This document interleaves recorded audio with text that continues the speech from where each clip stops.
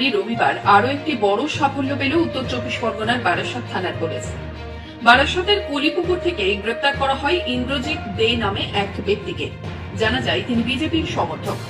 বিগত পুরসভা নির্বাচনে বারাসত পৌরসভার 27 নম্বর ওয়ার্ড থেকে বিজেপি প্রার্থীর হয়ে লড়াই করেছিলেন এই ইন্দ্রজিৎ। লক্ষ লক্ষ টাকার বিনিময়ে জাল পাসপোর্ট তৈরি করতেন এই ইন্দ্রজিৎ দে, এমনটাই অভিযোগ। গোপন সূত্রে খবর পেয়ে বারাসত থানার পুলিশ রবিবার সকালে অভিযান চালিয়ে গ্রেপ্তার করে ইন্দ্রজিৎকে।